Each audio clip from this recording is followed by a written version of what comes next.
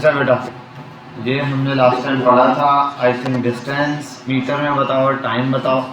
उसके बाद वो हमें ये डिस्टेंस और उसको डिवाइड करके एक कॉन्सेप्ट दे रहा था। 200 मीटर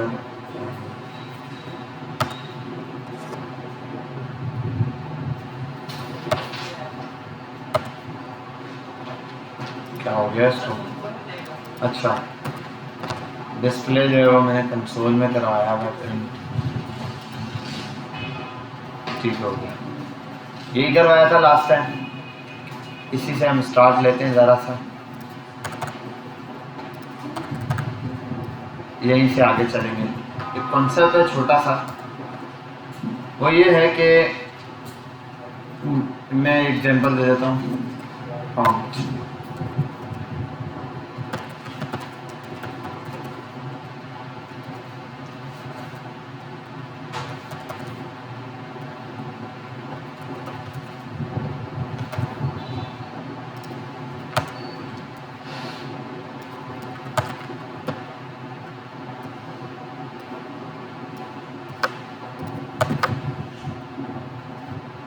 और इसको कर देता हूँ अभी इंटर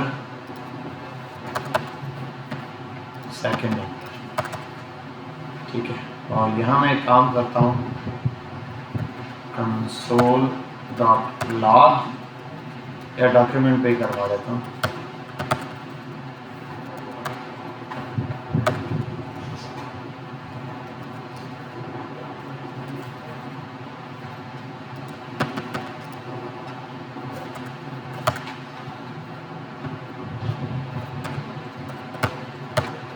क्या हुआ?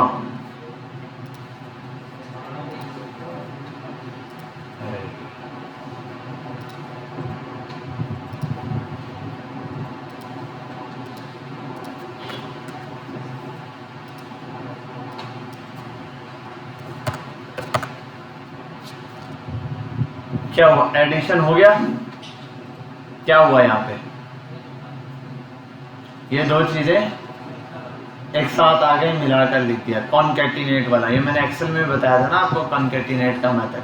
ये क्या कर देता है, इसको कॉन्कैटिनेट कर रहा है। अब क्यों कर रहा है, वजह ये है, ये कॉन्कैटिनेट कब होता था हमारे पास, बताओ? दो वेरिएबल को जब हम दो वैल्यूज को प्लस कर रहे होते थे, कॉन्कैट कब होता था और प्लस कब होता था, बताए कोई बंदा?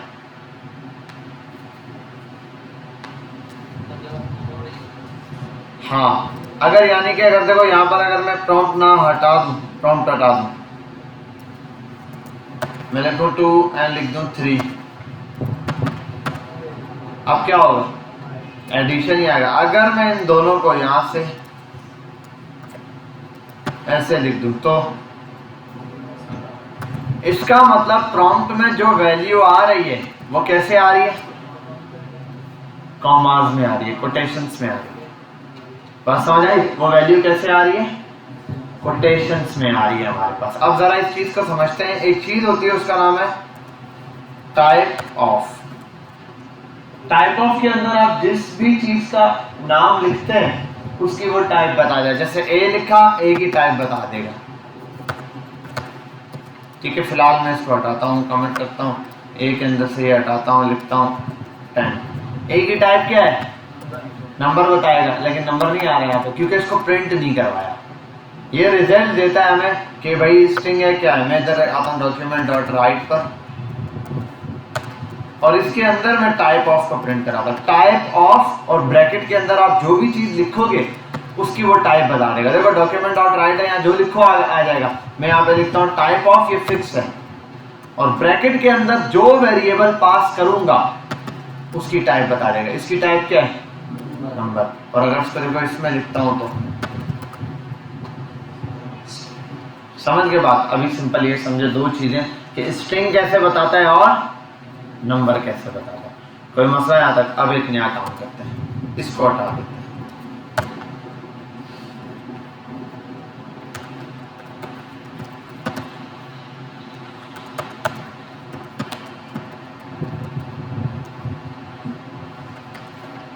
सेव करता हूं। देखो अगर मैं यहाँ कुछ भी लिखता हूं ओके करता हूँ स्ट्रिंग, और अगर मैं यहाँ नंबर लिखता हूं तो ओके करता हूं तो ये वही वजह है कि ये कॉमास के अंदर यानी कि कोटेशन के अंदर जो कुछ भी लिखा होता है वो क्या कहलाता है, ये स्ट्रिंग कहलाता है। अब ये स्ट्रिंग नंबर भी क्या दे रहा है, स्ट्रिंग में दे रहा है। तो मैंने आपको बताया था मल्टीप्लाई कर लेना, डिवीजन कर लेना और सब्ट्रैक्शन भी, लेकिन प्लस नहीं करना। अब बोलोगे सर मल्टीप्लाई कर सकता है, डिवाइड कर सकता है, तो प्लस क्यों नहीं करता? मसला यह है स्ट्रिंग के साथ जब भी प्लस का साइन आता है तो स्ट्रिंग प्लस के साइन के अंदर स्ट्रिंग का मतलब होता है कॉन्कैटिनेट, दो चीजों को मिला के लिखना, तो वो मिला के लिख देता है। सिर्फ एडिशन के केस में ऐसा है, समझे बात? बाकी सब में नहीं है। माइनस करोगे हो जाएगा, मल्टीप्लाई करोगे हो जाएगा, 2 3 6 करो हो जाएगा। यहाँ पर अगर मैं लिखता हूँ a मल्टीप्लाई बाय 2, सेव करो, हो गया मल्टीप्लाई। क्या नहीं हो सकता? अब ये आपके पास एक अपॉर्चुनिटी है कि आप इसको चेंज कर सकते हो। जैसे अभी फिलहाल मैं एक काम करता हूँ, यहाँ पर आता हूँ, b की टाइप मालूम करूंगा। मैं b में क्या रखता हूँ, वैसे बिलफर्ज में b में बोलता हूँ a जो है, a को चेंज करता हूँ। a की टाइप क्या आ रही है? स्ट्रिंग आ रही है। देखो ऊपर लिख देते हैं, एक दफा यहाँ पे भी प्रिंट करा देते हैं डॉक्यूमेंट डॉट राइट के अंदर। यहाँ पे पहले क्या प्रिंट होगा, क्या प्रिंट होगा बोलो?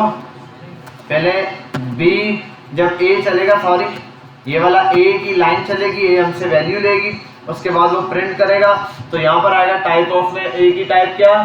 स्ट्रिंग। अब हम इस a की टाइप को चेंज करते हैं यहाँ पे b वाले में। यहाँ पर एक चीज है, उसको करते हैं पार्स इंटीजर। पार्स इंट बोलते हैं इंटीजर, इंटीजर नंबर को बोलते हैं। यहाँ पार्स इंटीजर लिख के इसके अंदर आप जो भी वेरिएबल पास करोगे उसको वो किस में कन्वर्ट कर देगा? नंबर में। अब देखो जरा 12 लिखता हूँ पहले वाले में, और यहाँ एक काम करता हूँ br भी करता हूँ।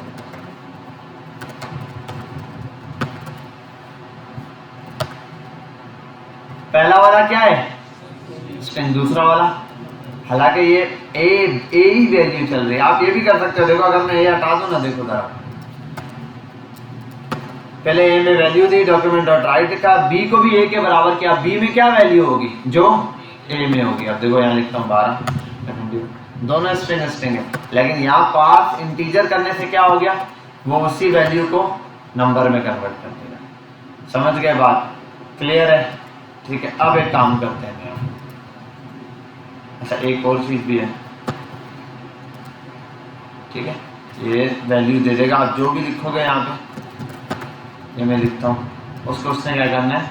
नंबर बताना है कि भाई ये नंबर है, स्ट्रिंग। और अब यही वाला पार्स इंटीजर में दो बजाय घुमाने के मैं इसको हटा देता हूँ। देखो पार्स इंटीजर ए में है ना, ए पे लगा, तो मैं एक काम करता हूँ, ये पार्स इंटीजर यहाँ रखा, ब्रैकेट ये वाले है ना, ये इस ब्रैकेट के अंदर जो वैल्यू है, इस ब्रैकेट के अंदर ये प्रॉम्प्ट डाल देता हूँ।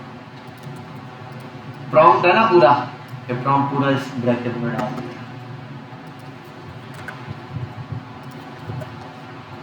अब इससे होगा क्या? देखो ए के अंदर क्या है? पार्स इंटीजर, जो भी चीज मिल रही है उसको इंटीजर में कन्वर्ट करो। कहां से? प्रॉम्प्ट से वैल्यू मिल रही है, ये रही प्रॉम्प्ट। देखो हटाऊं तो ये, सॉरी यहां से हटाता हूं, ये प्रॉम्प्ट इंटीजर के अंदर। यहां मैं डायरेक्ट भी लिख दूं ना कुछ भी, देखो हेलो,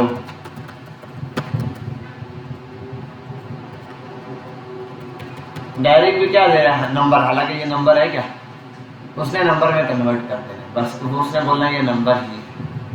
समझे बात?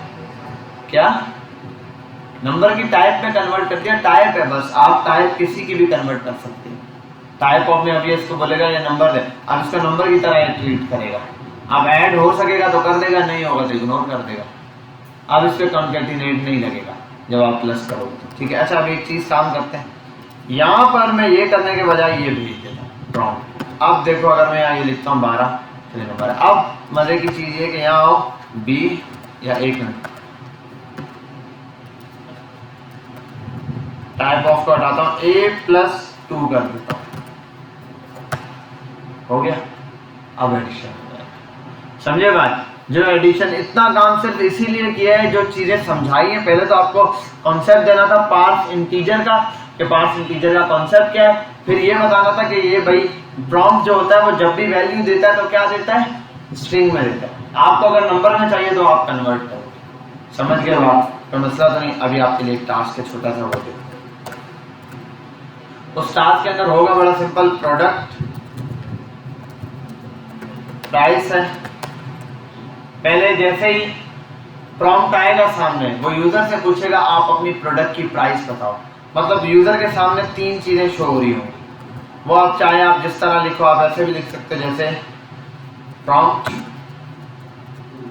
सिलेक्ट प्राइस, प्राइस, और यहां लिख दो ए में 200, बी में 300, सी में 400। ठीक है भाई, ये रहा। ऐसे आपने लिख दिया 300, 400, 500, कुछ भी दे सकते हैं। वो बोल दे, यूजर को बोल दो सिर्फ इंटर कर दो प्रोडक्ट की प्राइस। अब ये नहीं, इन तीनों के अलावा भी वो इंटर कर सकता है, आप इन तीनों में से कुछ इंटर कर। जैसे ही आया, देखो यहाँ पर ही आ रहा है, यूजर लिखता है 200, ओके करेगा, या इसको टोटल अमाउंट कितनी पे करनी है वो आ जाएगा। अब टोटल अमाउंट क्या होगी? टोटल अमाउंट जो है वो बराबर हो जाएगी, टोटल अमाउंट बराबर होगी प्रोडक्ट की प्राइस, मैं लिख देता हूं, प्राइस प्लस कर दो इसके अंदर आप टैक्स, और माइनस कर दो इसके अंदर से वो डिस्काउंट। ये होगी। अब यहाँ मैं बता देता हूँ, टैक्स जो है वो है कितने परसेंट है? 17% है, वैसे 14 चल रहा है। उसके बाद डिस्काउंट जो है वो आप दे रहे हो 3%।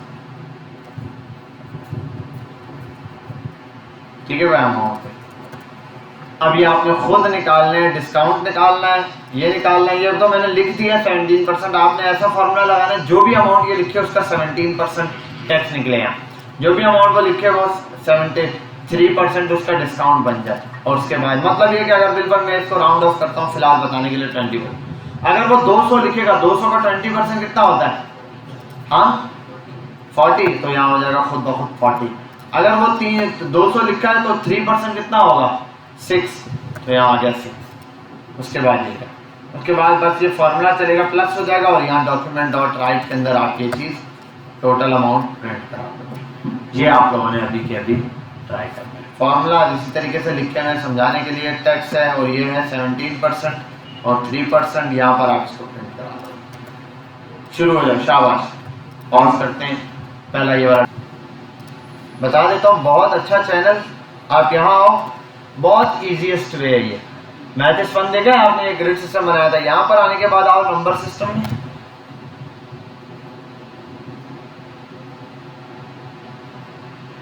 डेसिमल, परसेंटेज और फ्रैक्शन, ये 3 टॉपिक्स पढ़ लो यहाँ से। बहुत इजी है, बच्चों वाले कॉन्सेप्ट में लिखा हुआ है, यूं आपको फिंगर टिप्स पे परसेंटेज रट जाएगी। 20%, 30%, 33%, 40% सब रट जाएगा। बहुत इजी, इसने इतने अच्छे वे में यहाँ पर बताया हुआ है ना। उसके बाद ये पूरी मैंने लाइन से एक्सप्लेन किया हुआ है वीडियोस के अंदर। सोफा कंप्यूटर एजुकेशन पे चले जाओगे, वहाँ पर D2 की क्लास है, D1 की क्लास है, H2 की क्लास है, H1 की क्लास है, ये सारी क्लासेस हैं। वहाँ चले जाओ, वहाँ मैथ्स वाला नीचे सेक्शन आएगा। उस मैथ वाले सेक्शन में मैं मैथ इस फन से मैंने ये पूरा डिटेल में समझाया है। परसेंटेज होती क्या है, इसको कैसे कैलकुलेट, आप देखो इसमें ये 3 की आपने कन्वर्जन सीखनी है बस। अब बहुत ईजी है, देखो decimal to percentage to decimal, decimal to percentage, percentage to fraction, fraction to percentage, सब दिया हुआ है, सारी कन्वर्जेंस ने बताई हुई है। अगर ये आपको आ गई ना तो बस, बाकी तो इसमें किसी चीज़ में कोई मसला ही नहीं। इंट्रोडक्शन टू परसेंटेज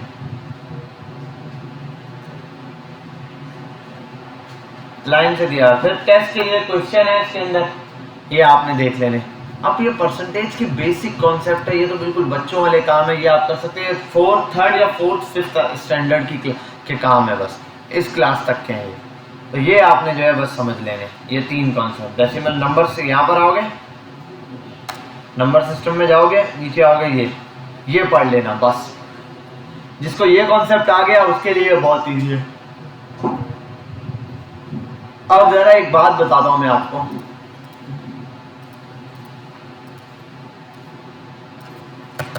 आपको कोई प्रॉब्लम ही नहीं होगी। देखो ये रहा, यहां मैं लिख देता हूं इक्वल्स टू प्राइस। कोई मसला है बेटा? जैसे ये प्रॉम्प्ट चलेगा तो क्या होगा, प्राइस आएगी। अब प्राइस का निकालना है हमने, क्या डिस्काउंट देना है पहले, या फिर आप टैक्स लगा लो। चलो टैक्स लेके जाओ, मगर तो टैक्स बराबर है, टैक्स क्या है, प्राइस का कितना परसेंट, 17। अब आपने इसको मल्टीप्लाई कर देना है 17 से। अब मसला ये है 17 होता कितना है, 17%। 17% को आप यहाँ परसेंटेज में लिखने के दो तरीके हैं, आप या तो करो 17 डिवाइडेड बाय 100। अब अगर आप इस चीज को 17 डिवाइडेड बाय 100 को यहाँ कैलकुलेटर पे चेक कर लो,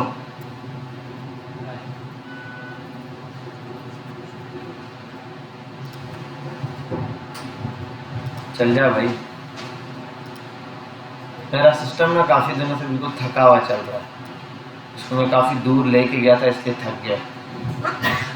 अच्छा 17 डिवाइडेड बाय 100 क्या आ रहा है, 0.17।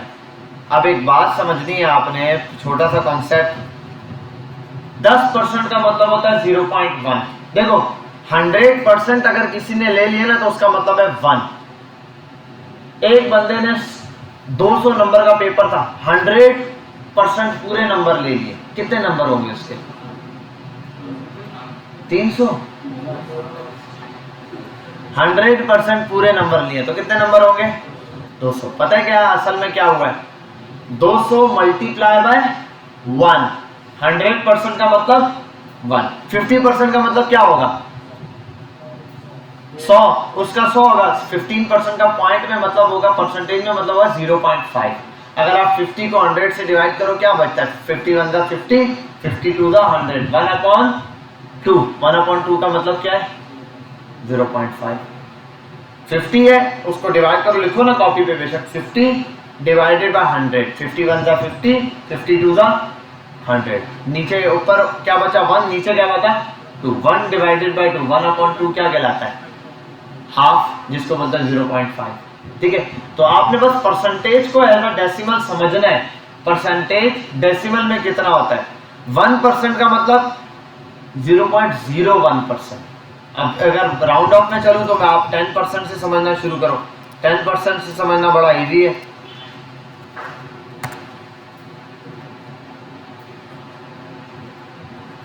मैथ पढ़ानी पड़ेगी ना साथ साथ, कुछ होते हैं बच्चे, कुछ होते हैं नल्ले बच्चे। ठीक है, 10% का मतलब, अच्छा ये है, मैं कर देता हूं परसेंटेज, ये है परसेंटेज, ये है डेसिमल। आपको बस डेसिमल याद करना है। परसेंटेज में क्या होगा, 10, 20, 30,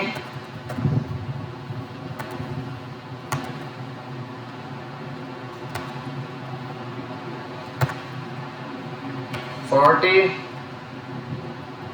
50, 60, 70, 80, 90, 91,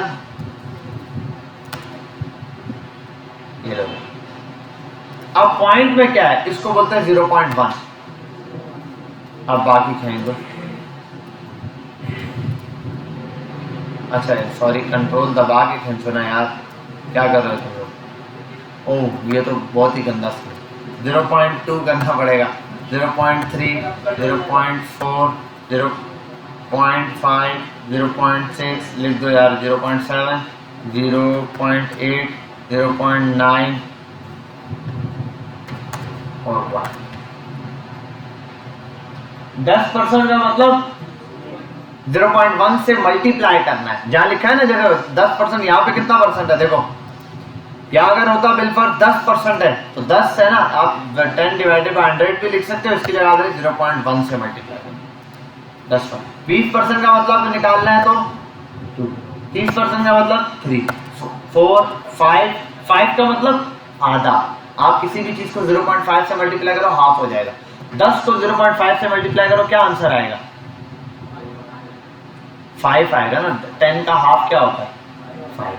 समझे बात। ठीक, तो आप यहाँ पर क्या कर रहे हो, किसी भी चीज को समझ लो मल्टीप्लाई कर रहे हो 0.123। अब मसला ये 10 20 30 तो चल गया, अगर सर 12% है तो अब 12 कहाँ होगा, 10 और 20 के कहीं दरमियान में ही होगा। तो इसका मतलब देखो 0.1 का मतलब 10%, 1 का मतलब 11 12 13 14 15 16 17 18 19, फिर क्या शुरू हो जाएगा 19 तक ये जाएगा 0.19 तक, और यहाँ पर क्या जाएगा 0.2 चल रहा है, 0.2 चल रहा है। अब 21 होगा तो 0.21 0.22 0.23 0.24 25 ऐसे चलता रहेगा।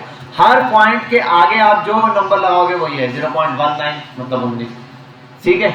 और अगर इससे भी पीछे के नंबर हो तो वो क्या होगा, वो फिर 2 बार 0 लगा के 0.01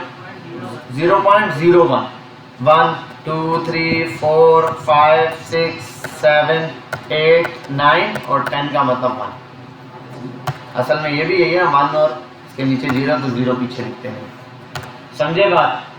अब हमें कितना परसेंट निकालना था वहां पे, टैक्स 17, तो 17% 10 और 20 के दरमियान में आएगा, मतलब 0.17 से मल्टीप्लाई। समझ आ गई बात। ये बस मोस्ट इजीएस्ट वे था जो मैंने कंक्लूजन के थ्रू आपको समझाया। इसको अच्छे डिटेल में समझने के लिए वो मैथ इस फन पे जाना, उसने ऐसे ही समझाया, उसने तीनों का फ्रैक्शन का भी चार्ट बना के दे दिया, ठीक है। एक फ्रूट चार्ट दिया है, एक चना चार्ट दिया है, एक वो काले चने चार्ट वाला। जो समझ आया आपको तीनों को कंपेयर कर लेना और आपको इंशाल्लाह अच्छा लगेगी चार्ट। यहाँ पर आ जाते हैं 0.17 है तो 0.17 से मल्टीप्लाई कर तो 17% जो भी अमाउंट होगी यहाँ पे क्या आएगा, आप देखो मैं जरा प्रिंट कराता हूँ प्रॉम्प्ट।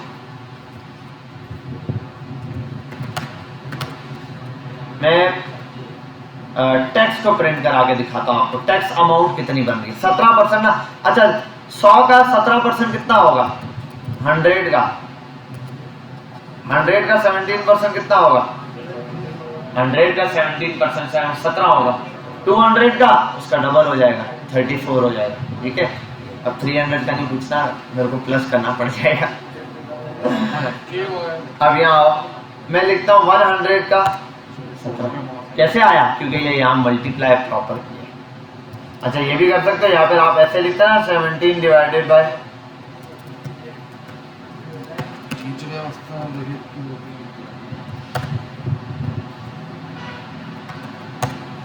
तभी वो यार, ठीक है। इसका मतलब ये दोनों चीजें क्या है, तो ये लिखना इजी है। टैक्स आपने निकाल लिया, अब इसके बाद अगली चीज क्या निकालनी थी, डिस्काउंट भी निकालो। डिस्काउंट कितना है, इक्वल्स टू प्राइस का डिस्काउंट निकालना है, प्राइस मल्टीप्लाई बाय क्या 0.03 0003 नहीं, नंबर थोड़ी बता रहा है। अब यहाँ क्या करना है, डॉक्यूमेंट पे प्रिंट कराना है। इसके लिए आप क्या कर सकते हो, या तो आप वेरिएबल बना के प्रिंट करा सकते हो या फिर सबको एक दफा यहीं पर मल्टीप्लाई कर। तो मैं लिख देता हूँ नेट अमाउंट, नेट प्राइस होता है, नेट प्राइस। ये कौन सा केस लिखा है मैंने, हाँ ये वेरिएबल लिखने का कौन सा स्टाइल है, कैमल केस, कैमल केस है। एक और होता है, वो क्या होता है, शाबाश, सारे जानवरों के नाम याद करा रहा हूं। एक और होता है, वो क्या होता है दादा, वो वाला कोई केस नहीं है, ठीक है, मजाक कर रहा हूं। अच्छा यहाँ पे क्या करना है, आप प्राइस है जी, उस प्राइस में से माइनस करना है, उसमें ऐड करना है क्या, टैक्स, उससे माइनस कर देना है डिस्काउंट, खत्म बात। अब नेट अमाउंट है, उसको प्रिंट करा दो डॉक्यूमेंट डॉट राइट में, क्या लिख दूं,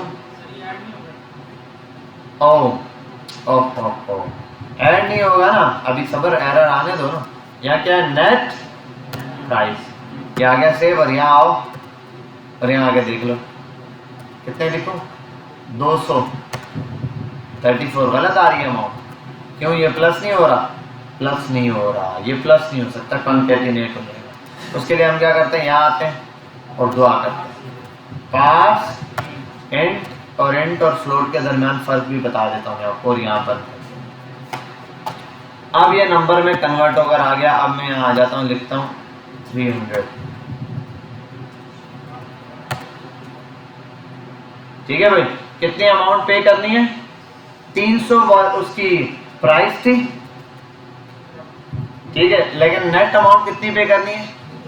क्यों? क्योंकि 10% वो 17% टैक्स भी लगा है और उससे ये 3% क्या हुआ? डिस्काउंट माइनस भी हुआ। आप ये लिख भी सकते हो डिस्काउंट की अमाउंट कितनी है वो भी। आप यहाँ ये करो डॉक्यूमेंट,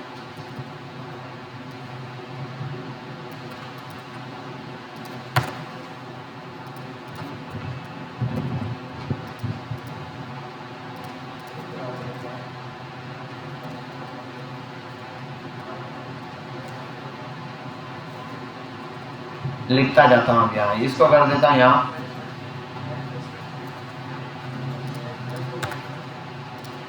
नेट अमाउंट अपनी जगह, यहाँ लिख देता हूँ डिस्काउंट। एक तो डिस्काउंट दिखाएं कितना मिला है,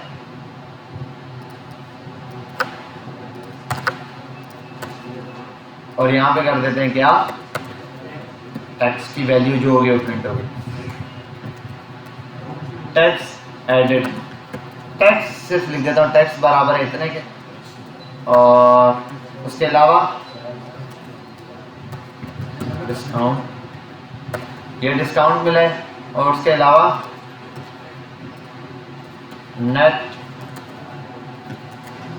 प्राइस। अब सेव करो जरा, यहाँ आओ, अब आपको दिख जाएगा नेट अमाउंट कितना है? 300। ओके,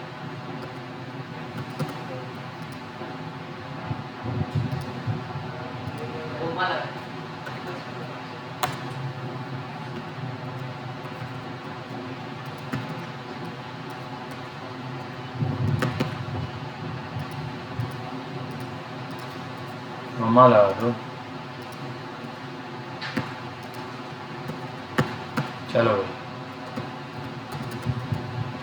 200, टैक्स 34 रुपये है, डिस्काउंट 6 रुपये हुआ है, नेट प्राइस कितनी है? 228 रुपये आप देख रहे हैं। असल में ये भी आंसर गलत होगा, उसने शायद पॉइंट में वैल्यू दी होगी। अगर पॉइंट में वैल्यू देखना चाहते हो फिर उसके लिए आपको क्या करना? पॉइंट की वैल्यू के साथ खेलना है, तो आपने इसको पास फ्लोट करना। फ्लोट पॉइंट की वैल्यू के साथ देता है। अच्छा, पॉइंट दिया ही नहीं, पॉइंट की वैल्यू है ही नहीं, ठीक है। और इंटीजर क्या करता है?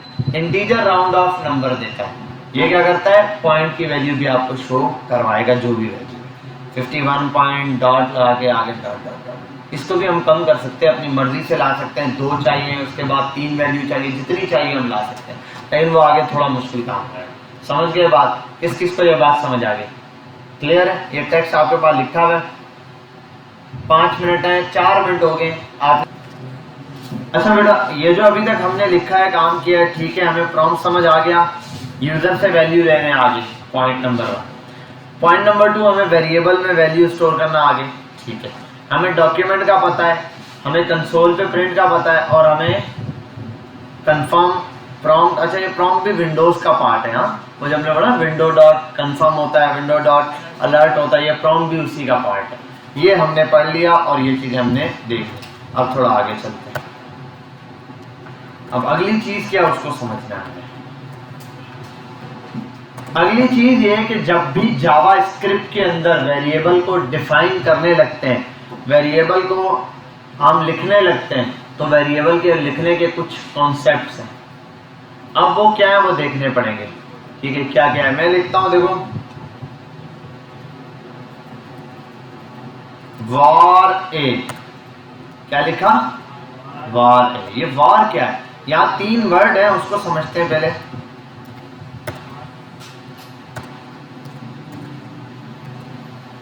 for, let, const। ये ऐसे तीनों लाइन से लिखे नहीं जाते, समझाने के लिए मैंने लिखा है, आपको बताने के लिए। var, let और const, ये 3 किस्म के हमारे पास क्या है? डिक्लेरेशन है वेरिएबल को डिफाइन करने, वेरिएबल को डिक्लेयर करने के। अब बोलोगे वेरिएबल को डिक्लेयर यहाँ छोड़ दो बेटा, यहीं फोकस करो। फिर वेरिएबल को डिक्लेयर करने का क्या मतलब है? अब मेरी बात समझो, एक कंपनी है, मैनेजर कंपनी का क्या होगा? एम्प्लॉय ही है। एक मजदूर कंपनी में काम करने वाला कंपनी का क्या है? एम्प्लॉय ही है। कोई असिस्टेंट मैनेजर है या कोई ड्राइवर है, वो भी कंपनी का क्या है? सब एम्प्लॉय है, लेकिन हर एक को कुछ डिक्लेरेशन दी हुई है। मतलब आप मैनेजर हो, आप ड्राइवर हो, ठीक है, इस तरीके से आपका ये काम है, कोई प्योन है, तो हर एक का काम क्या है? डिक्लेयर है। बात समझ आ रही है? उस डिक्लेरेशन से हो क्या रहा है, पता चल रहा है कि भाई इसके ऊपर ये ड्यूटी लागू होती है। अब मैनेजर को क्या बोलेंगे? जी गेट पे चले जाएं, बंदे आ रहे हैं, उनकी चेकिंग लेनी है। वो तो सिक्योरिटी गार्ड का काम, ठीक है, उसके लिए गार्ड्स मौजूद है। यही काम है। अब यहां पर आने के लिए ये समझ लो, जब भी कोई वेरिएबल जावास्क्रिप्ट में डिफाइन करना है तो 3 तरीके से जावास्क्रिप्ट में वेरिएबल डिक्लेयर होता है। जब भी कोई वेरिएबल आपने बनाना है तो उसके अंदर 2 काम मेजर हैं। एक, वेरिएबल को डिक्लेरेशन करना, दूसरा असाइन, वैल्यू असाइन करना। क्या करना? अब ये चीजें डिपेंड करती हैं वेरिएबल का बिहेवियर। क्या चीज? वेरिएबल का बिहेवियर डिपेंड करता है कि उसको वॉर से बनाया गया, लेट का यूज करते हुए बनाया गया या कॉन्स्ट का यूज करते हुए बनाया गया। बात समझ आ रही है? वॉर, लेट और कॉन्स्ट, इन तीनों में से क्या चीज यूज करते हुए वेरिएबल को डिक्लेयर किया गया है, ये डिपेंड करेगा वेरिएबल के बिहेवियर पे। जैसे कि पहले मैं लिखता हूं वॉर ए, ये हो गया क्या?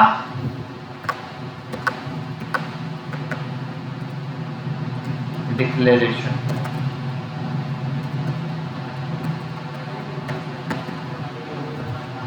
वेरिएबल का नाम हो गया। अब ये वेरिएबल की डिक्लेरेशन हो गई, पूरा वेरिएबल रेडी नहीं हुआ, और ये a इज इक्वल टू 10, ये क्या हो गया? असाइन। ठीक है, वेरिएबल को वैल्यू असाइन, तो यहां बोल देता हूं assign value assign.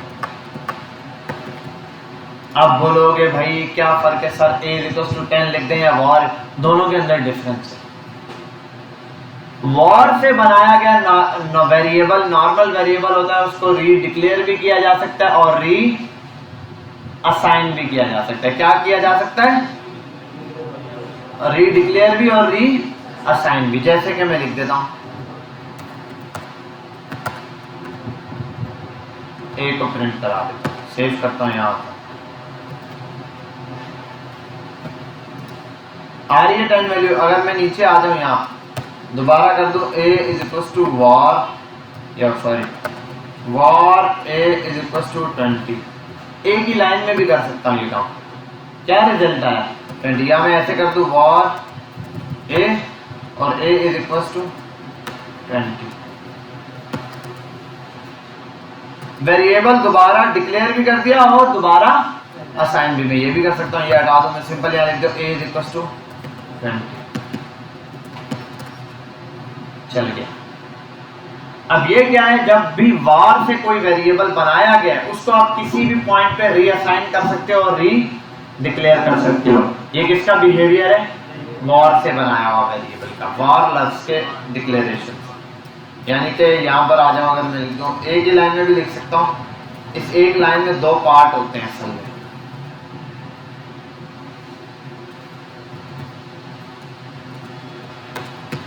Can be री डिक्लेयर एंड री असाइन। ये वॉर से बनाया गया वेरिएबल। अब आगे चलते हैं। अगर इसी ये वाली समझ गए सब बच्चे, तो मसला तो नहीं है, क्योंकि मैं हटाता हूं मैं। अच्छा, इसको ऐसे ही रख देता हूं।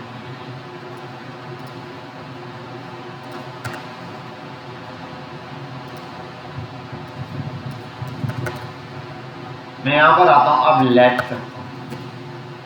लेट ए, फर्ज किया ए और ए की वैल्यू है, प्रिंट करो। कोई मसला? Perfect. A is equal to 20 हो गया। री असाइन भी हो सकता है, री असाइन। लेकिन अब एक और काम करते हैं, let a is equals to, यहाँ कुछ नहीं आया, इंस्पेक्ट करके देखो, undefined a has been already declared. मतलब ये कि लेट से बनाया हुआ वेरिएबल रीअसाइन तो हो सकता है लेकिन रीडिक्लेयर नहीं हो सकता, दोबारा से उसको आप डिक्लेयर नहीं कर सकते। आपने एक दफा बना दिया, किस्सा खत्म, समझ गए बात, क्लियर है। अब इसका फायदा क्या है? इसका फायदा ये है, देखो एक बंदे ने ऊपर एक दफा ना, आप इतना लंबा कोड लिखा जावास्क्रिप्ट का बहुत सारे, मैंने टेक्स्ट के नाम से बना दिया एक वेरिएबल, मुझे याद ही नहीं था, मैं नीचे गया, मुझे कहीं और टेक्स्ट जरूरत पड़ा, मैंने कहा अच्छा यार टेक्स्ट बनाना है, चलो मैं बना देता हूँ text let text is equal to 17%। ये क्या एरर है यार, अरे टेक्स्ट के ऊपर डिफाइन किया होगा, अगर नहीं होता तो मुझे याद ही ना होता और मैं उसको दोबारा से बना रहा होता और बाद में आगे जाके ब्लेंडर हो सकता था। पूरी वेबसाइट में 2 दफा टेक्स्ट चल रहा है। और मजे की चीज है, ये देखो यहाँ पर आता हूँ,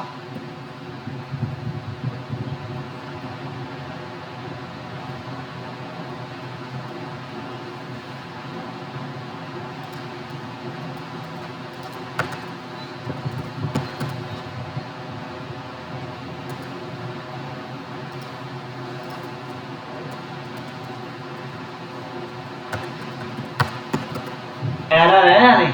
अगर पहले एक जगह 10% ऊपर लिखा है, एक की वैल्यू कितनी है, तो यहाँ कितनी प्रिंट हो गई और नीचे कितनी है।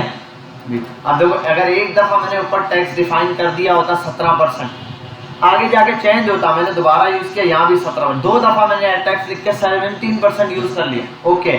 लेकिन अचानक से कभी मुझे कहा यार टेक्स्ट चेंज कर दो, मैं ऊपर जाऊंगा, बोलूंगा टेक्स्ट का वेरिएबल ये रहा, उसको चेंज कर लिया, मैंने बोलूंगा हो गया, लेकिन मुझे याद नहीं है नीचे एक और दफा बनाया था, वो तो चेंज किया नहीं। अगर 10 दफा बनाया होगा तो चेंज किया नहीं, वहां एक जगह वही 17 चल रहा है, दूसरी जगह 20 चल रहा है, एरर है, ब्लेंडर है। तो ऐसे नाम का वेरिएबल जो पूरे उसमें ग्लोबली चल रहा है, कहीं पे भी देखो, किसी भी शॉप पे जाओगे टेक्स्ट तो 17% ही लग रहा है, ऐसा तो नहीं इसका टैक्स 17 है तो उससे गवर्नमेंट 12 ले रही है, भाई तू 13 दे दे, तू 12 नहीं, सबका एक जैसा रहेगा। जब एक जैसा रहेगा तो फिर वेरिएबल सेम रखना है, इसलिए हम वॉर फिर नहीं यूज कर रहे होते। आजकल वॉर का वेरिएबल बहुत कम ही यूज होता है, हम जो है कोडिंग करते हुए यूज करेंगे अपने इस केस में, क्योंकि हम तो छोटा छोटा कोड लिख रहे हैं तो प्रैक्टिस के केस में गुड है। लेकिन बड़े उसमें फॉर्म में जाने के बाद हम कोशिश करते हैं इसको ना यूज करें, लेट और कॉन्स यूज करता है। अब लेट तो समझ गया, लेट क्या, वॉर रीअसाइन भी हो सकता है और लेट रीअसाइन हो सकता है, वैल्यू दोबारा दे सकते हैं लेकिन डिक्लेयर दोबारा नहीं कर सकते। अब अगला const A is equal to 10, ये तो यही एरर दे दिया। ये बोलता है ना बाबा ना, ए एक दफा लिख दिया नाम ना, तो दोबारा ए का नाम भी ना दो, एक ही लाइन में करो जो करना है। ये ना तो री डिक्लेयर हो सकता है ना रीअसाइन। जैसे आया, मैं लिखता हूँ console.log ए, चलिए प्रिंट कराते हैं और सेव करते हैं, 10 आ गया, परफेक्ट। अब देखो जरा, मैं बोलता यार ए की वैल्यू कर देते हैं 20, const variable assignment to const variable at index, बोला इस लाइन पे आपने दोबारा उसको असाइन किया है, किसको, कॉन्स्ट वेरिएबल को। कॉन्स्ट वेरिएबल तो रीअसाइन हो ही नहीं सकता, तो आपने री डिक्लेरेशन तो छोड़ ही दो ना, डिक्लेयर तो कभी भी नहीं होने वाला। कॉन्स्ट ये तो ब्लेंडर है, वो देखो ऑलरेडी भी नहीं, तो ये नेचर तो इसकी उससे मिलती है, किससे, लेट से। लेकिन इसकी एक और खतरनाक नेचर है, इसको आप अपडेट भी नहीं कर सकते।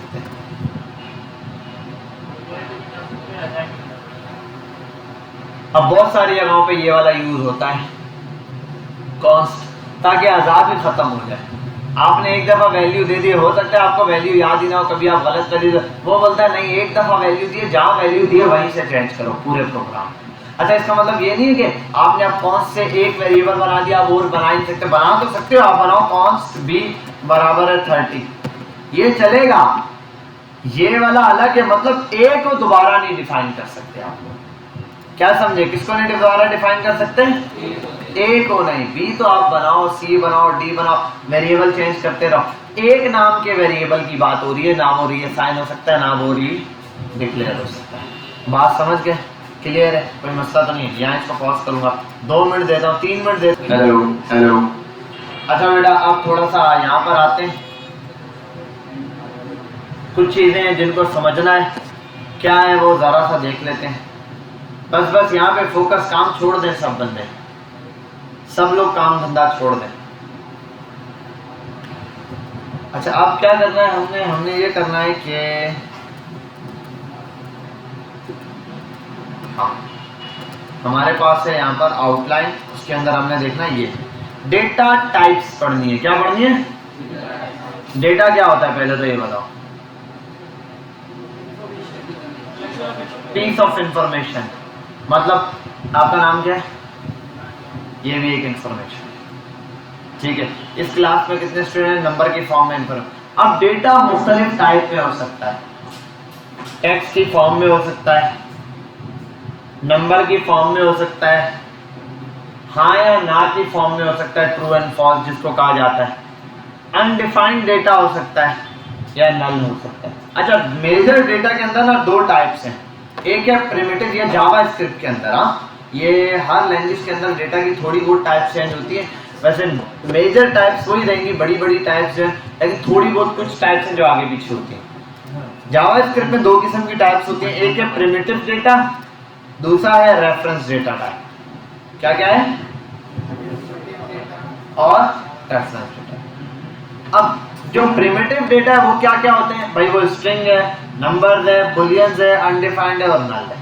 और जो रेफरेंस डेटा टाइप है वो ऐसे डेटा टाइप है जब वो सिस्टम में सेव होते हैं तो वो अपना एक रेफरेंस क्रिएट कर लेते हैं। वो क्या कर लेते हैं? अपना एक रेफरेंस क्रिएट कर लेते हैं, मतलब बॉक्स नंबर या कोई कबर्ड नंबर इस टाइप का।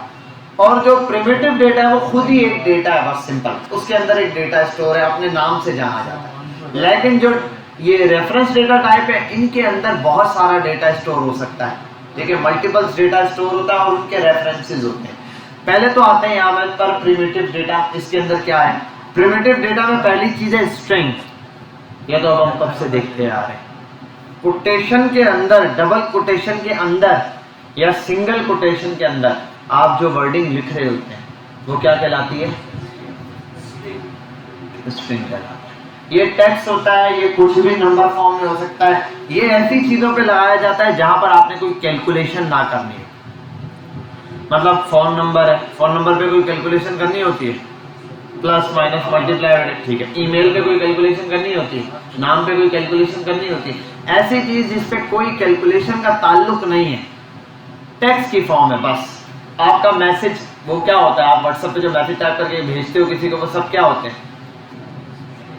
क्या होता है? वो सब का सब स्ट्रिंग की फॉर्म में जा रहा होता है, वो भी स्ट्रिंग है। जो डेटा आप व्हाट्सएप पे मैसेज वगैरह भेजते नहीं, आप वेबसाइट के ऊपर जितना भी डेटा देखते हैं, कोई मैसेज टाइप करके ईमेल लिखते हैं, वो सब क्या है? स्ट्रिंग है। सबका सब क्या है?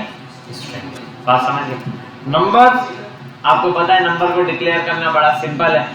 आप नंबर लिख दें सिंपली, वो आपके सामने क्या हो जाता है? नंबर की फॉर्म। अब आते हैं बुलियंस।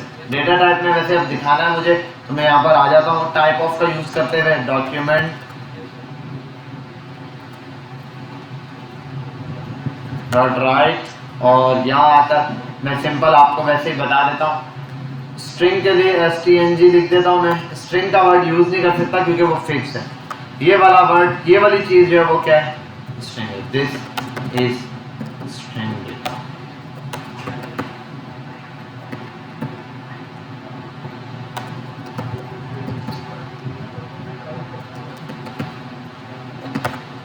ठीक है। इसी तरीके से नंबर हो सकता है। नंबर क्या है? दिस, और नंबर के लिए तो सीधा बात है, यहाँ पर आपको लिखना पड़ेगा 10, 20, 30 जो भी, ये नंबर हो गया। ठीक है। अब बुलियन भी है। बुलियन क्या है? इस तरीके से जैसे ये आ रहा है, तो यहाँ मैं ये कर सकता हूँ ट्रू या फॉल्स की शक्ल में कोई भी डेटा अगर मैं सेव करूंगा तो वो मेरे पास क्या हो जाएगा? बुलियन की फॉर्म में आएगा। कैसे? अब उसको कंपेयर कैसे करें? जैसे मैं लिखता हूँ बिलफर्स्ट, इनकी जगह हटा देता हूँ, सीधा यहाँ प्रिंट कराता हूँ बुलियन को। अगर मैं देखो यहाँ पर जैसे ये डेटा है, चलो मैं यहाँ stng प्रिंट कराऊं, क्या आएगा?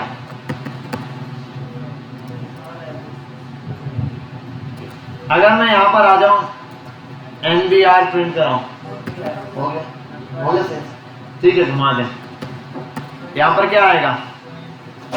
20 आएगा। बेटा कोई मसला तो नहीं है। अब एक नई चीज देखते हैं, चलो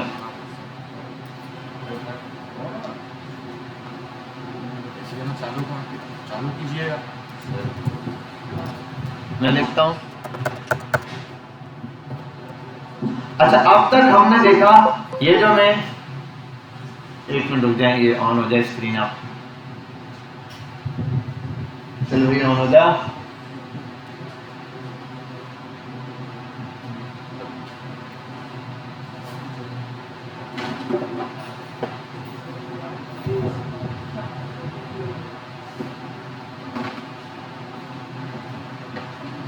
कहाँ चली गई है?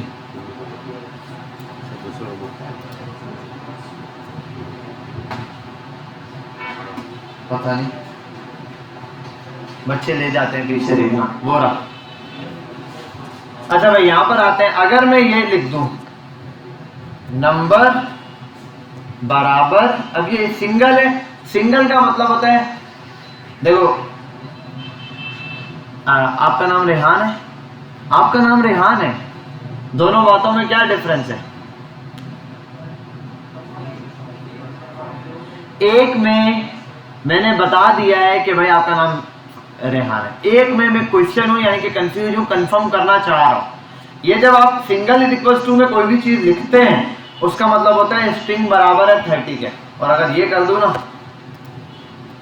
अब ये सर्च कर रहा है क्या स्ट्रिंग बराबर है 30 के, समझे बात? अब यहां पर आता हूं मैं, यहां पर इस चीज को हटाता हूं, मैं लिखता हूं स्ट्रिंग नंबर बराबर है stng के, और नंबर ये वाला, क्या ये क्या आंसर आएगा इसका? सही है या गलत है? ट्रू या फॉल्स है?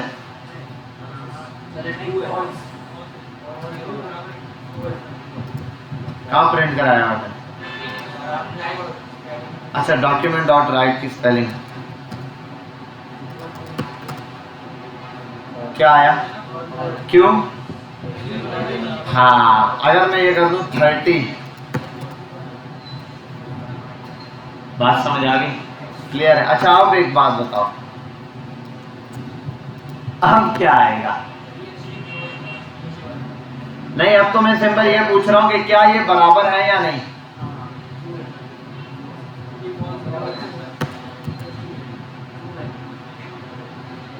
क्योंकि वैल्यू देख रहे हैं सिर्फ। हाँ अगर आप टाइप भी मैच करना चाहते हो तो फिर आपको यहाँ 3 रिक्वेस्ट लगाने पड़ेगा। अब फॉल्स है, जब 3 रिक्वेस्ट देखो, जब डबल रिक्वेस्ट लिखते हो इसमें वो क्या करता है? सिर्फ नाम मैच करता है, बस ये वैल्यू क्या है और ये वैल्यू क्या है। अगर 3 रिक्वेस्ट लगाते हो तो डेटा टाइप भी मैच करता है। लेकिन अब अगर मैं इसको ऐसे वाला 30 कर दूं, अब ये समझ गए बात? क्लियर हुई? इस ये जो ट्रू और फॉल्स में आपको रिजल्ट मिल रहा है इसको क्या कहते हैं? बुलियन। हाँ ये भी हो सकता है। अच्छा ये भी हटाओ यहाँ पे,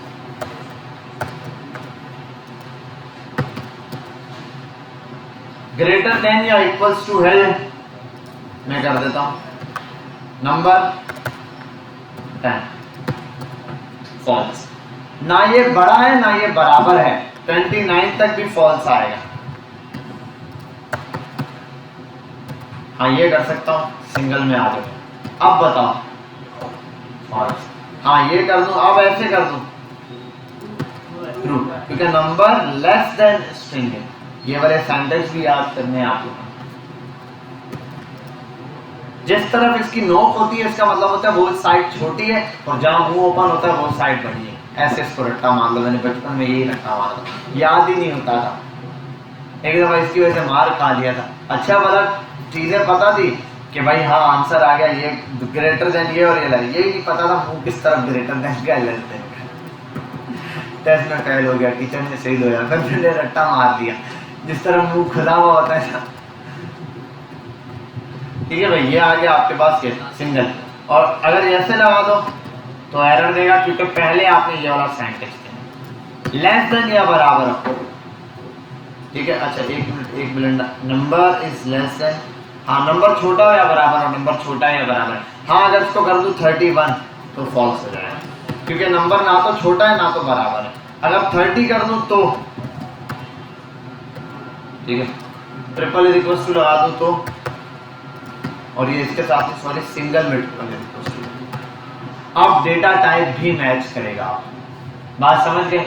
ये हमारे पास थोड़े से ऑपरेटर्स हैं, कंडीशनल ऑपरेटर भी इनको बोलते हैं, ये आगे जाके हम पढ़ेंगे वे भी कि क्या क्या कंडीशन इसके अंदर लग सकती है। अभी तो सिर्फ मैंने less than, equal to, greater than, क्या क्या हो सकता है देखो। सिंगल इसका मतलब है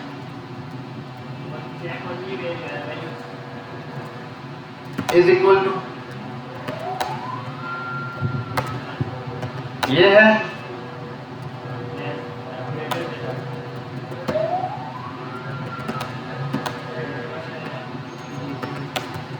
क्वेश्चन मार्क किसने दे रहा हूं, यहां कर दूं तो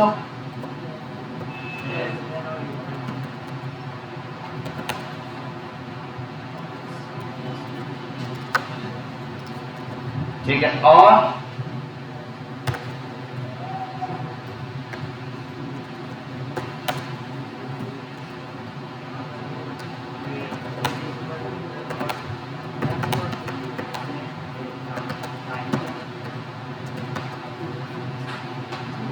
ये अपने पास नोट कर लो बेटा, ताकि आपको आगे फ्यूचर में काम आएगा जिंदगी में।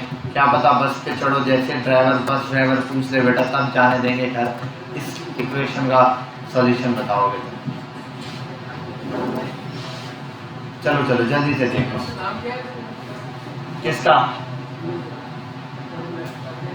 क्या कह रहे हो, वाला फॉर्मूला कौन सा, इसका नाम। अभी बेटा ये तो मैंने डेटा टाइप पढ़ाई है नंबर नंबर, और ये हमारे पास ऑपरेटर्स हैं। क्या है ऑपरेटर, ये बता रहे हैं। अब हम ऑपरेटर में देखो हमारे पास ऑपरेटर मुख्तलिफ किस्म के हैं, अभी हम ऑपरेटर डिटेल में पढ़ेंगे। हमारे पास असाइनमेंट ऑपरेटर होते हैं, हमारे पास मैथमेटिकल ऑपरेटर्स होते हैं, अर्थमेटिक ऑपरेटर्स जिनको कहते हैं। ये सारे ऑपरेटर्स लाइन में पढ़ेंगे। अभी तो मैंने सिर्फ सिंपल ये यहाँ कंपेयर करने के लिए आ गया तो बता दिया ट्रू एंड फॉल्स का काम, ठीक है। ये ऑपरेटर डिटेल में पढ़ा दूंगा मैं सारे। समझ गए यहाँ तक बात, कोई मसला तो नहीं है? मैं पॉज करता हूँ, लिख लो बस। अच्छा बेटा एक तो ये डेटा टाइप में हमने देख लिया कि भाई नंबर होता है, स्ट्रिंग होता है, और क्या देखा, बुलियन देख लिया, ठीक है। ये जो ट्रू एंड फॉल्स है, जब बुलियन है, जब भी बात हो बुलियन डेटा टाइप, हाँ बोलो बुलियन का मतलब होता है ट्रू या फॉल्स डेटा रिजल्ट। ये जो ट्रू या फॉल्स आया ये ऑपरेटर क्या है, बुलियन ऑपरेटर है। बस क्या चीज़ है, बुलियन। आप ये भी कर सकते हो, देखो मैं यहाँ पर ना इसको ऐसे सेव करूँ, एक वेरिएबल बनाओ लेट, मैं बना देता हूँ सिंपल, रिजल्ट बराबर है इसके। अब यहाँ रिजल्ट को प्रिंट कराऊँ, जरा सेव करूँ, आप देख लो जरा वही आ रहा है ट्रू या फॉल्स। लेकिन अब ये दोनों कंपेयर कहाँ हो रहे हैं, देखो जरा और करो बेटा, यहाँ देख लो, काम छोड़ दो। मैंने ये कंडीशन यहाँ लिख के रिजल्ट के अंदर जो रिजल्ट आ रहा है वो सेव करा है। अब मैं अगर आऊँ ना यहाँ रिजल्ट की डेटा टाइप निकालनी, मालूम करनी है, तो टाइप ऑफ लगाऊँ रिजल्ट के ऊपर, वेरिएबल की डेटा। देखो अगर मैं रिजल्ट में 2 स्टोर करूँ तो क्या टाइप आएगी, नंबर। और अगर मैं स्ट्रिंग कोटेशन के अंदर कुछ स्टोर करूँ तो स्ट्रिंग। अब देखते हैं क्या टाइप आएगी, समझ गए बात? क्योंकि इस बुलियन का मतलब इसमें 2 ही वैल्यू हो सकती हैं, क्या, ट्रू होगी या फिर फॉल्स होगी। अगर कोई वेरिएबल है उसमें क्या नाम है ये बुलियन है, तो बोले भाई उसकी क्या वैल्यूज हो सकती है, ट्रू होगी या फिर फॉल्स होगी। अब आगे चलते हैं, अगली हमारे पास जो डेटा टाइप है, उस डेटा टाइप को हम, खैर वो उस तरह की डेटा टाइप नहीं कि डेटा अलग से बनाया जाए, वो होता है जैसे मैंने एक वेरिएबल बनाया, ये 2 हैं, दोनों एक दूसरे से मिलती हुई हैं। जैसे मैं बता देता हूँ लेट रिजल्ट, क्या किया है इसको, मैंने रिजल्ट को क्या कर दिया ऊपर, ये क्या किया है, डिक्लेयर किया है। क्या किया है, डिक्लेयर, असाइन नहीं किया, सेव करके यहाँ ऐसे आ गया अनडिफाइंड। तो अगली टाइप क्या है, अनडिफाइंड। खैर ये समझ लो डेटा टाइप में हम वैसे ही ऐड कर देते। अनडिफाइंड का मतलब है वेरिएबल बना दिया है, डिक्लेयर कर दिया, लेकिन उसको कोई वैल्यू नहीं दी, मतलब बता दिया लेट क्या है, वो रिजल्ट क्या है, लेंथ है, डिक्लेयर हो गया कि वेरिएबल है, ये पता चल गया ये एक वेरिएबल है जिसमें टाइप है, लेकिन इसकी वैल्यू क्या है, वो अनडिफाइंड है, कुछ नहीं पता। मतलब मैंने कहा यार तुम आज से जो है वो असिस्टेंट मैनेजर लग गया, वेरी गुड, मुबारक। काम क्या है, काम नहीं डिफाइन किया मैंने कि तुमने करना क्या है, तो ये क्या है, अनडिफाइंड। ठीक है, अब एक वैल्यू होती है नल। नल सिंपल है, मैं ऐसे लिख देता हूं, लेट रिजल्ट बराबर है नल के, नल, और यहां पर आ जाऊं डॉक्यूमेंट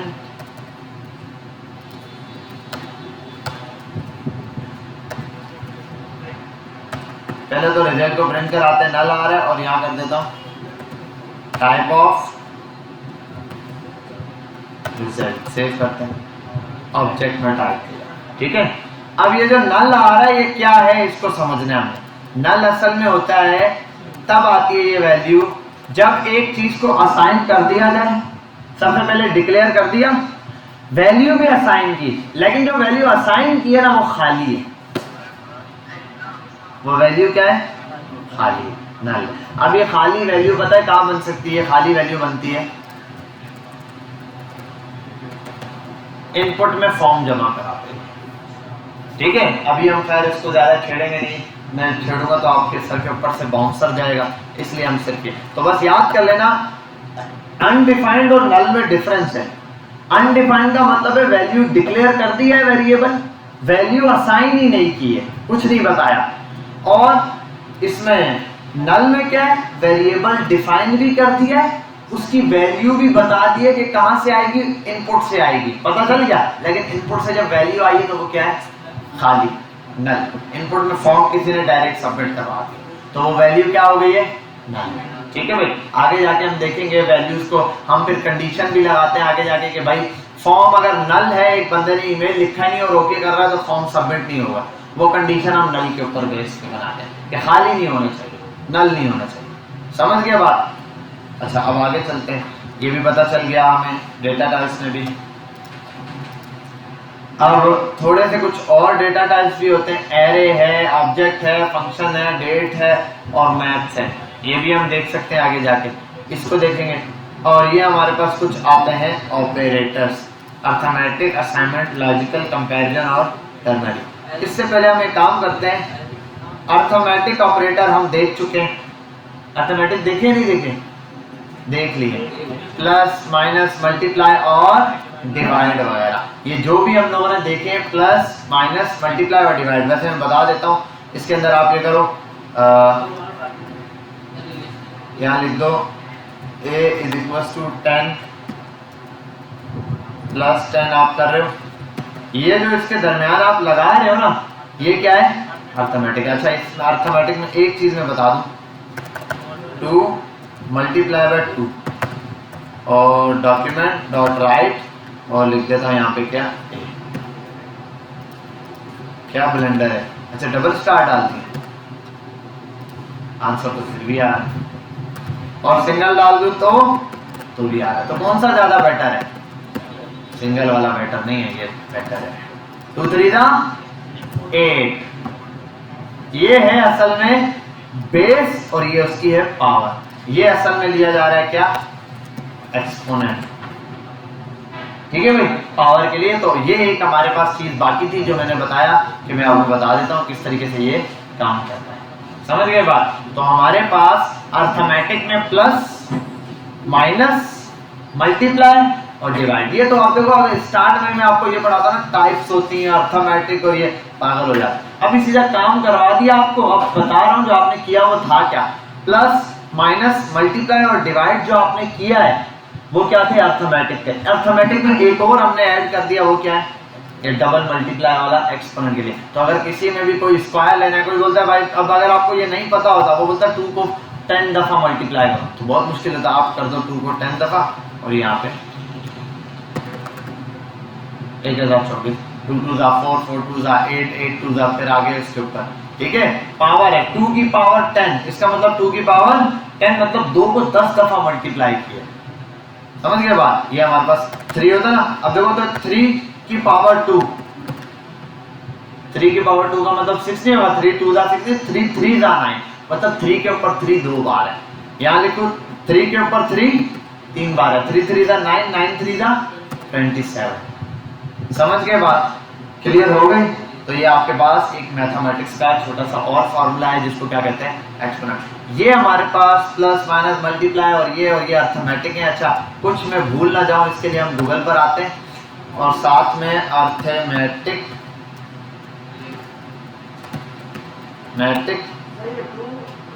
ऑपरेटर्स इन जावा। बेटा अरे भाई ये है बेस और ये है पावर, समझ जाओ बस। इसको अगर यहाँ लिखूं तो ये इसका मतलब ये है बेटा, स्कूल तो गया होगा तो उम्मीद है मुझे कभी ना कभी, तो मैं वो वर्ड लिखता हूँ तो ये समझ जाना, अब इतनी खप में नहीं पालता। 5 और लिखा हुआ है 3, ये देखो ये और ये कर देते हैं, ये चीज है बेटा। वही बता रहा हूँ ना भाई, क्यूब ले लिया, बेस है और ये क्या है, पावर है, बेस के ऊपर पावर। ठीक है, 5 का आप क्यूब ले लो, 5 का आप स्क्वायर ले लो, 5 की पावर 4 ले लो, जो भी ले लो। ये अगर लेनी है तो यहाँ याद रखना, फर्स्ट चीज बेस और सेकंड वाला पावर। समझ गए बात? क्लियर है? कोई प्रॉब्लम तो नहीं है? अब इसको थोड़ा आगे चलते हैं और देखते हैं और समझते हैं।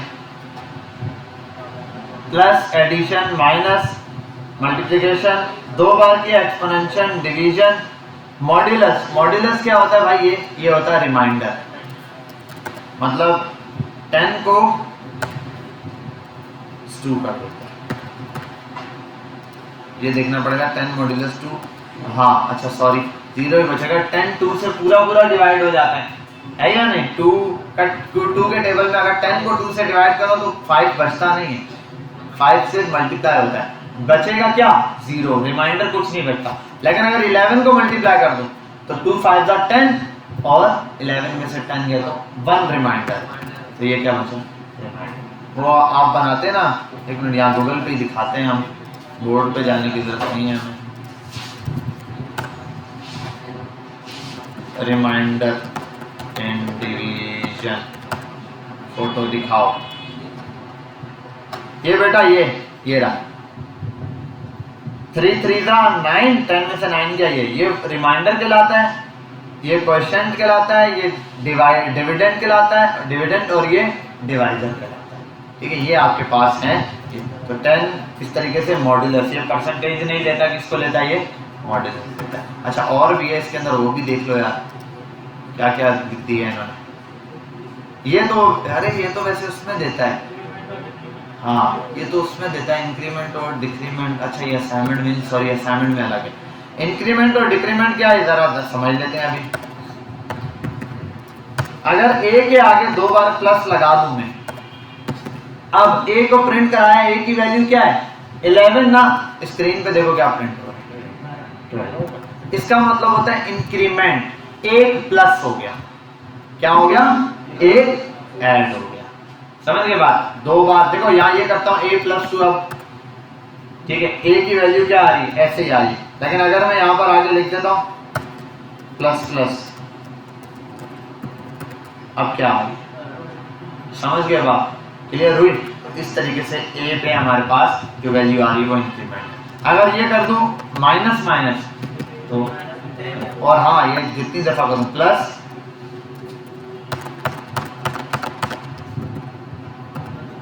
अठारह, 11 12 13 14 15 16 17 18। ठीक है भाई, हर एक पॉइंट पर ये होगा। और इसको चेक करने के लिए आप ऐसे कर सकते हो, हर इंक्रीमेंट के बाद प्रिंट करा लो।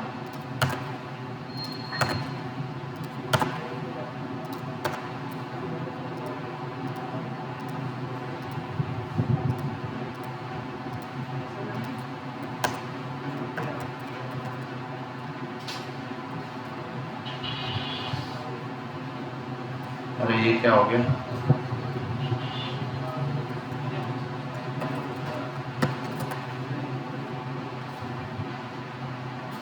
समझ गए बात? क्लियर हुई? किस तरीके से इसमें क्या चल रहा है? इंक्रीमेंट। हालांकि मैंने वहां सिर्फ 11 लिखा है, लेकिन हर दफा ऐड करने पे उसमें प्लस होता जा रहा है। और ये भी कर सकता हूं, देखो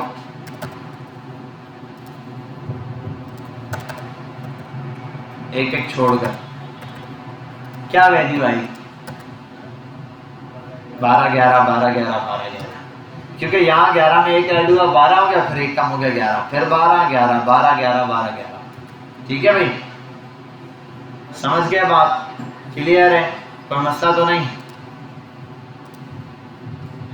इंक्रीमेंट ये होता है और ये वाला क्या है, डिक्रीमेंट, ये रिमाइंडर, मल्टीप्लाई, डिवीजन, ये अर्थमेटिक हमारा ऑपरेटर है, इसने यहाँ यूज करके भी आपको दिखाए होंगे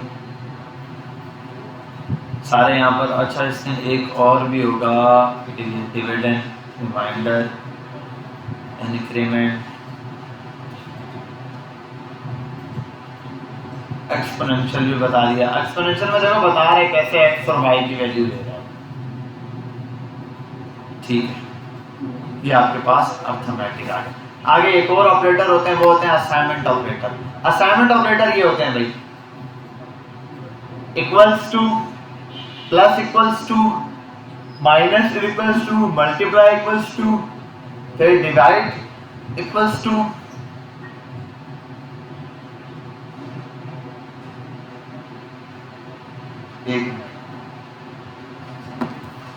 अब असाइनमेंट का मतलब क्या है, वैल्यू असाइन करना। सबसे पहला ऑपरेटर असाइनमेंट का हमने यूज किया है, क्या, इक्वल्स, मतलब ये इसके बराबर है। ठीक है भाई, ये वाली चीज अब देखो, यहाँ ये बता रहा है x बराबर है y के, यहाँ ये बता रहा है x बराबर है प्लस इक्वल्स टू y, मतलब इसके अंदर एक ऐड करके, जैसे मैं आता हूं यहाँ पे, मैं बोलता हूं कि plus is equals to a, ये लगा दिया। अब b को वैल्यू असाइन की है, इधर आते हैं डॉक्यूमेंट डॉट राइट और b को प्रिंट करा देता हूं।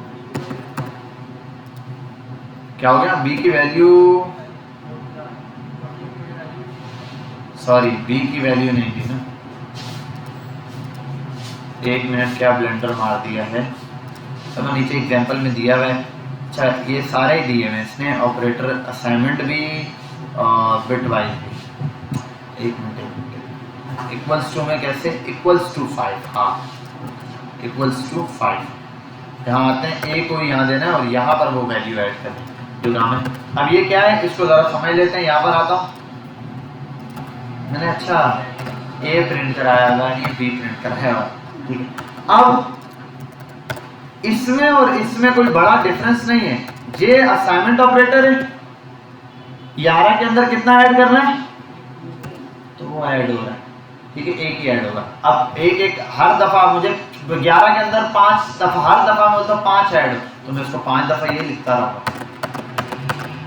इससे ये है कि मैं कर सकता हूं इज इक्वल्स टू 5, अब क्या हो जाएगा, उसमें 5 ऐड, समझे बात, मतलब ये है कि 11 तो है एक ही value, plus and equals to, मतलब इसमें प्लस करो और फिर बराबर कर दो। अब क्या प्लस करो, 5 प्लस करो उसके बराबर कर दो। 11 में 11 था, इसके अंदर प्लस किया 5, तो कितना बच गया, ये हो गया 16, तो 16 है शुरू। इसको बोलते हैं हमारे पास क्या, कि ये हम असाइनमेंट ऑपरेटर। अच्छा यहाँ पर आता हूँ, अर्थमेटिक हो गया और कहाँ गया ये, हाँ असाइनमेंट। तो असाइनमेंट में पहली चीज हमने देखी, ये वाला क्या करेगा भाई, माइनस, ये क्या करेगा मॉड्यूलस, ये क्या करेगा ये, और ये क्या करेगा ये वाले तीनों के चारों या पांचों जो अभी के अभी आप लोग खुद चेक करो, 1 बाय 1। एक मैंने बताया इक्वल्स टू सिंपल है, असाइन करना वैल्यू, यहाँ प्लस किया तो वो क्या करेगा 5 ऐड करेगा, और यहाँ माइनस करूंगा तो अब क्या करेगा 5 माइनस कर देगा, उससे 5 माइनस करके दिखाएगा। अब मल्टीप्लाई करो तो वो आगे देखो, आगे वाली ऑप्शन आपके पास है, रिजल्ट देखना है आपने on the spot, syntax error नहीं है, आप ये लगा के देखो तो रिजल्ट मिल जाएगा, शाबाश शुरू हो जाए। और ये आगे बता भी रहा है, ये देखो ना, ये बता भी रहा है मल्टीप्लाई होगा, शुरू हो जाओ जल्दी से। हो गया आप लोगों का, गुड है। थोड़ा सा आगे चलते हैं, अब मैं कुछ बेसिक लॉजिकल ऑपरेटर है अभी। अच्छा अभी हमने एक अर्थमेटिक ऑपरेटर देखा, दूसरा हमने देखे असाइनमेंट। अब लॉजिकल ऑपरेटर है, लॉजिकल भी काफी सारे हैं। जो बेसिक लॉजिकल है, हम जो मेजर यूज करेंगे वो दो मैं आपको बताता हूँ सिंपल। वो क्या है, एंड की कंडीशन। क्या है, किस चीज के, एंड और की कंडीशन, जरा समझ लेना अभी। क्या यहां पर देख लो बेटा क्या कह रहे हो, मैं कर देता हूं a is equal to 10, b is equal to 3 और लॉजिकल में हम आते हैं, रिजल्ट बराबर है a equals to 10 and b is equals to, देखो पहले तो आपको पता है a इज इक्वल्स टू 10 मैंने इसमें स्टोर रखा है, क्या रिजल्ट में आएगा अगर रिजल्ट प्रिंट कराऊंगा तो, पहले तो ये बताओ रिजल्ट प्रिंट करवा रहा हूं क्या आएगा रिजल्ट में बेटा। हाँ भाई बिलाल, देखो a इज इक्वल टू 10 दिया है, b को तो छोड़ दो, b ऐसे ही डिफाइन किया है, सिंपल ये बताता हूँ, और रिजल्ट में लिखा हुआ है मैंने a is equal to b, a equal to 10 sorry, अगर a 10 के बराबर है तो रिजल्ट में क्या आएगा। हाँ हाँ भाई शुएब, रिजल्ट में क्या चीज आएगी अगर a 10 के बराबर है, ट्रू आएगा। मतलब यहां मैंने ये थोड़ी लिखा है ऐसे, मैंने तो लिखा है ये a अगर बराबर है 10 के, अगर बराबर है 10 के तो इस जगह पे क्या आ जाएगा ट्रू, और अगर नहीं है बराबर तो क्या आ जाएगा फॉल्स आ जाएगा। इस जगह पे यहाँ नहीं शो होगा, जब रिजल्ट प्रिंट हो रहा होगा जहां वहां पर आएगा, तो यहाँ देखो क्या आ रहा है ट्रू आ रहा है, समझ गए। और अगर ये मैं कर दूं, चलो इसको यहाँ पे 10 ही रखता हूँ, यहाँ कर देता हूँ 9, क्या अब ये a 10 के बराबर है, ऊपर तो हमने a की वैल्यू 9 दी है, यहाँ पर क्या बोल रहा हूँ अगर 10 हो, 10 तो है नहीं तो क्या आएगा फॉल्स आएगा। अब जरा एंड ऑपरेटर को समझते हैं, मैंने कहा अगर a बराबर हो 10 के, एंड ये एंड मतलब दो ऑपरेटर है, ठीक है। अच्छा इसको भी एक काम करते हैं, थोड़ा सा इजी वे में लाते हैं, name equals to Bilal, pass equals to 1 2 3 4 5, ठीक है। अब चेक कर, पहले तो ये लॉगिन, इसको मैंने अब लॉगिन नाम दे दिया कि लॉगिन क्या होगा, लॉगिन होना चाहिए या नहीं होना चाहिए, ये चीज है इज इक्वल्स टू। अब मैं कहता हूं कि अगर नेम इक्वल्स टू बराबर हो जाए बिलाल के, तो क्या आएगा ट्रू, नाम बराबर है बिलाल के, रिजल्ट में ट्रू आ रहा है। अगर यहां कर दूं ना कुछ और तलाल तो फॉल्स हो जाएगा, ठीक है। अगर मैं कर दूं जलाल तो भी क्या हो जाएगा फॉल्स हो जाएगा, और अगर मैं कर दूं हलाल तो भी फॉल्स हो जाएगा, ठीक है भाई। ये सिर्फ बिलाल के नाम पर ओके। लेकिन अब मैं चाह रहा हूं दोनों चीजें चेक करें, तो मैं एंड लगाऊं और साथ में ये भी चेक करो एंड पास इक्वल्स टू बराबर है 1 2 3 4 5 के। अगर नाम बिलाल के बराबर होगा और पासवर्ड 1 2 3 4 5 के बराबर होगा तो ट्रू आएगा, अगर इन दोनों में से कोई भी एक चीज मिसिंग होगी फॉल्स आएगा। फॉल्स क्यों आया सर, नाम तो बिलाल ही है लेकिन पासवर्ड तो 1 2 3 4 नहीं है, तो लॉगिन अलाउ नहीं है। एंड का काम ये है, और मतलब ये चेक करो और ये भी चेक करो, हाँ दोनों किसी के पास होंगे तो आपने क्या करना है उसको लॉगिन होने देना है, अदरवाइज नहीं होने देना। समझ के बात क्लियर है। अब यहाँ पर एक और काम हो सकता है, आईडी 1 2 5। अब इसकी जगह लगा देता हूं 2 ये वाले निशान, इसका मतलब है और या अगर नाम बिलाल है या फिर पासवर्ड ये वाला है आईडी के, पासवर्ड नहीं सॉरी आईडी हटा दी, आईडी या पासवर्ड, आईडी या नाम दोनों में से कोई एक ट्रू होना चाहिए तो ट्रू रहेगा। अगर दोनों ही गलत हो जाएं तो फॉल्स।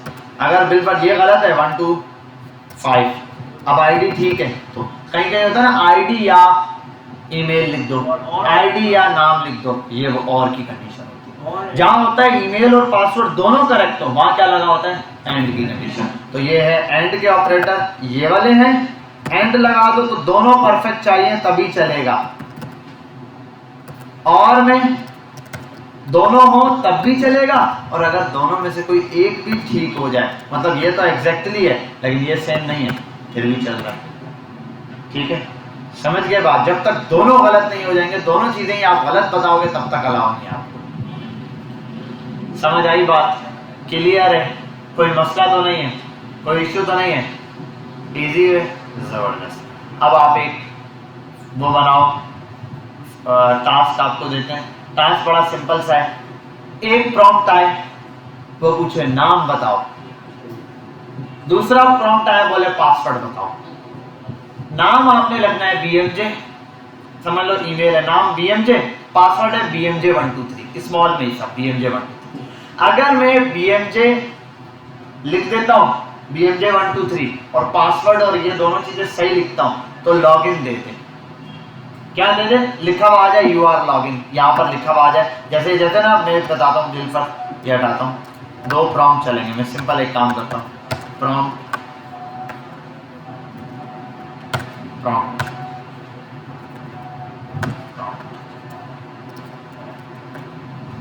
एंटर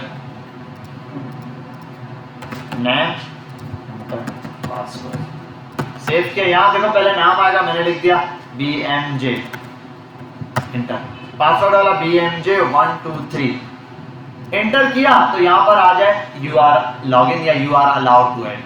ठीक है, आप अलाउ करते हो, आपको अलाउ करते हैं, या ये दे दो, क्या कर दो you are login, login successful.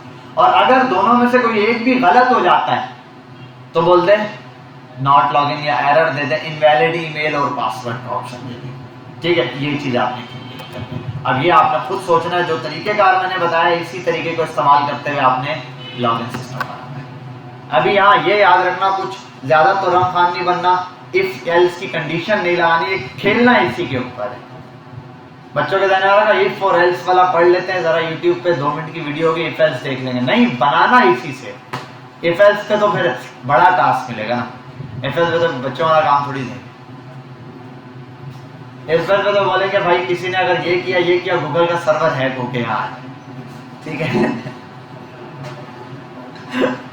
मजाक कर रहा हूँ। ठीक है भाई, समझ गए? क्लियर है? कोई मसला तो नहीं है? पहले आप इसकी ट्राई कर लो, ये भी आपको एक टास्क होमवर्क मिलेगा। ये वीडियो अपलोड हो जाएगी, आप तसल्ली से देख लीजिएगा। ये टास्क करने के लिए आपके पास कल रात 12 बजे तक का टाइम है। ठीक है, छोटा सा टास्क है, कोई 10 लाइनों का टास्क थोड़ी दे रहा हूँ, 2 लाइनों का टास्क है। ये आज के दिन निपटा लेना इसको, आज का टास्क है आपके लिए, कल तक का मैं टाइम देता हूँ आपको, कल रात 12 बजे तक आप करना टास्क। ठीक है, इस टास्क को मैं सिंपल लिख दूंगा, एक्सप्लेन कर दूंगा कि जैसे ही आपका प्रोग्राम रन हो, 2 प्रॉम्प्ट्स आए, एक में BMJ नाम ले और दूसरे के अंदर पासवर्ड है, पासवर्ड और नाम बता दूंगा। अगर ये होता है ट्रू तो आपने करना है, लेकिन आप इफ एल्स वगैरह यूज नहीं करोगे, आपने यही यूज करने हैं ऑपरेटर्स। समझ के बाद कंडीशनल ऑपरेटर, ये यानी कि ये लॉजिकल ऑपरेटर यूज करोगे, अर्थमेटिक ऑपरेटर्स और असाइनमेंट ऑपरेटर, ये चीजें होंगी। खैर यहाँ अर्थमेटिक का काम नहीं, असाइनमेंट ही होता है। शुरू, स्टॉप।